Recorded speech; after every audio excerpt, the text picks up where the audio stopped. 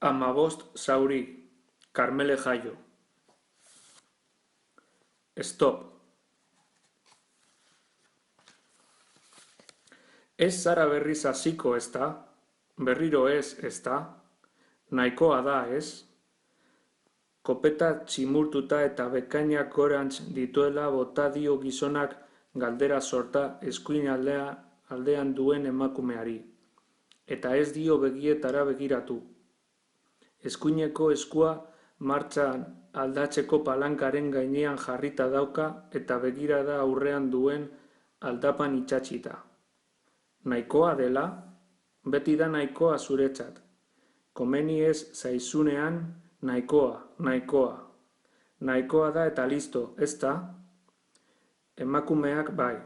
Emakumeak begietara begiratu dio eta buruarekin batera bularra eta belaunak ere ezker aldera zuzendu ditu. Berriz hasi behar duzu, berriz, erantzun dio gizonak. Aldapa dela eta autoaren motorra, kexu, berotzen doala sentitu duen une berean. Ez du begirada errepidetik altzatu. Autoaren martxa hirugarrenetik bigarrenera pasatu eta mendateko lehenengo bihurgune itxian sartu da.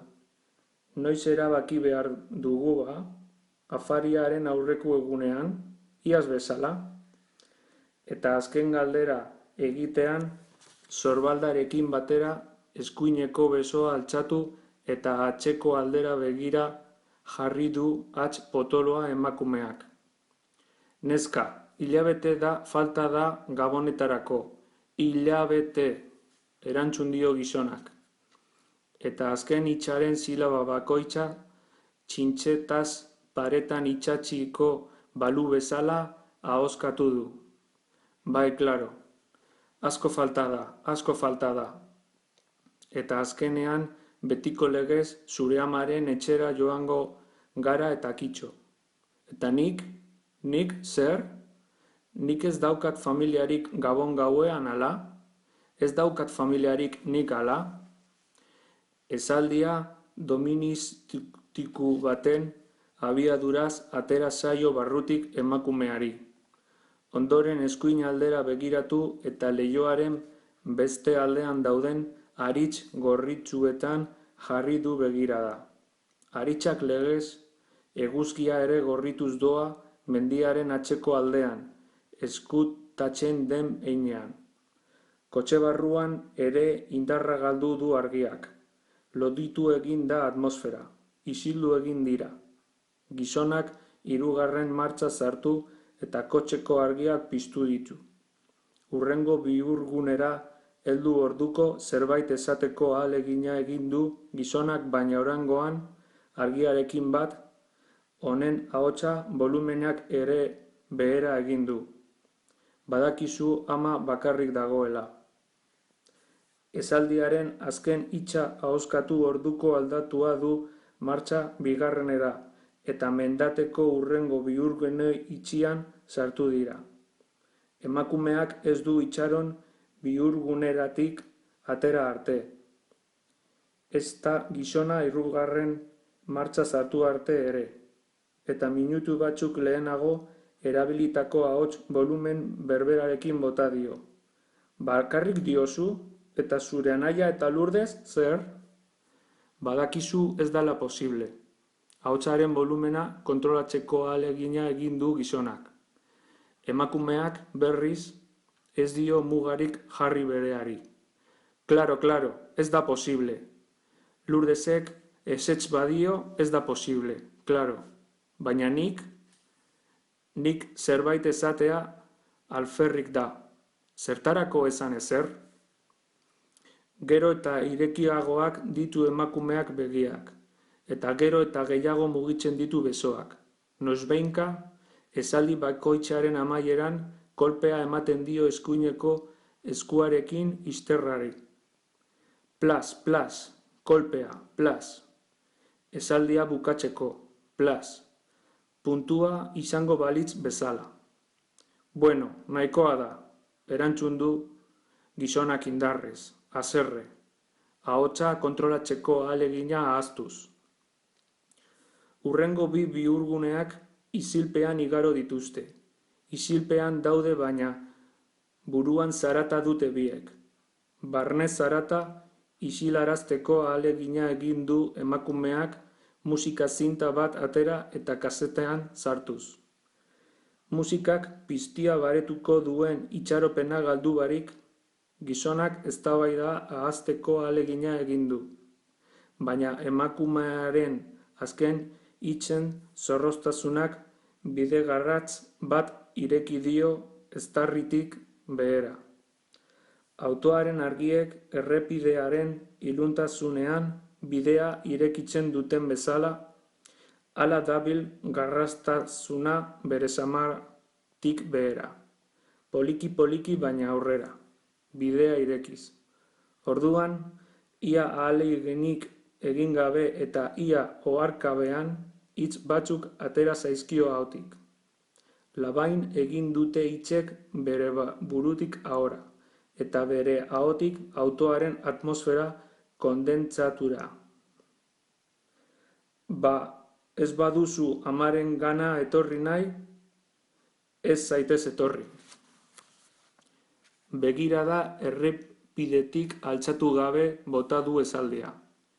Emakumeak orain ikusi ezin duen parajeko arantza guztiak sentitu ditu gorputzean sartzen. Bularrean, sabelean eta belarrietako azken atzeko aldean. Eta ondoren esan duena ez du berak esan. Arantzek atera diote barrutik. Ba ez noa. Botatako azken hitzek eztarria zulatu diote. Harrapatutako arrainak bezala. Amua sentitu du eztarrian sartzen. Eta oraingoan arantzak barik. Amua izan da begietatik malkoak atera dizkiona. Errepideko marrak lasotuz doaz bere begietan. Eta aurrean ikusi dezakeen bihurgunean sartzean itxulerarik gabeko bidean sartuko dela sentitu du. Zerbait esan nahi izan du errebueltan sartu aurretik, baina gorputzean sartuta dituen arantzek ez diote hitzik ateratzen utzi. Gizonak bigarren martxa jarri du eta bihurgunean sartu dira. Haren bueltan aurkituko dutena igarri gabe. Autoak garrasi egin du bihurgune aldapatsuan sartzean, eta ondoren bikoteak sentitu du garrasi egiteko gogoa. Aurrez aurre seinale handi bat, stop, lurrean botatako kate txarrantzadunak eta uniformez jantzitako hainbat gizon ikusi dituztenean. Deténgase en la cuneta.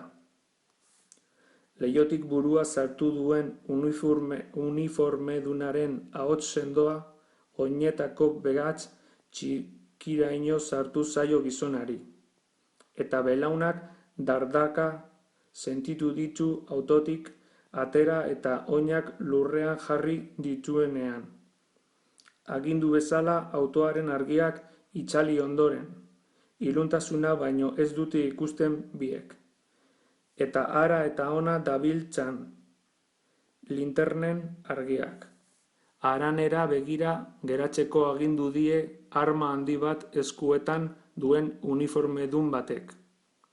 Eta autoari bizkarra emanda jarri dira. Aurrean duten zulo ilunari begira. Eta mendate hartako errepidetik ez dela inoiz beste autorik pasako sentitu du gizonak. Patrol handietako ateak ixten entzuten dituen bitartean.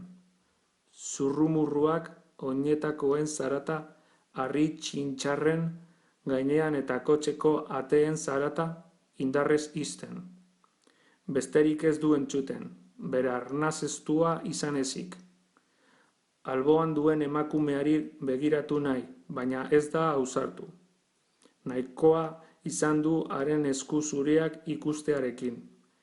Emakumeak orduan kotxera begiratzeko ahalegina egin du eta lepoa giratzen hasi bezain laster, bihotza zalapartaka jarri dion ahots bat sartu zaio, belarrietatik ez ezik gorputz osotik. Haranena begira jartzeko, ostia. Suge handi bat darabil emakumeak tripetan bueltaka kotxea geldiarazi dietenik, eta agindua entzutean sugea ahotik irten behar zaiola sentitu du, baina ez dio irteten utzi, eta horretarako ari da behin eta berriz txistua irensten. Sugeari ahotik irteten ez usteko. Txistua irensten dagoela, bere izen abizenak entzun ditu atzeko aldean duen gizonezko baten ahotsean, eta une batez eskolan dagoen sentitu du, eta arbelara atera behar duela. Buelta eman du eta dokumentazioa eskuetan bere izena irakurri duen gizonarengana hurbiltzen hasi da. Eta harri txintxarren gainean pausoak ematen dituen bitartean pentsatu du gizonaren ahotsean entzunda bere izenak beste batena dirudiela. Autoan sartu eta abiatzeko baimena eman diete. Patroletako ateak oraindik ere etengabe ireki eta ixten entzuten dituztela. Gizonak enbragea indarrez zapaltzeko ahalegina egin du, baina hanketan duen dardarak ez dio beheraino zapaltzen utzi eta lehengo martxa sartu eta kontaktua jartzerakoan eztul modukoa bota du kotxeak, eta uniformedun guztiak geratu zaizkie begira, edo horrela sentitu dute behintzat biek. Hurrengo 2 kilometroetan ez diote elkarri ezer esan, ez diote elkarri begiratu. Bakoitzak bere arnasa kontrolatzen saiatzearekin nahikoa izan du. Mendateko gailurrera heldu eta beherako bidea hartu dute.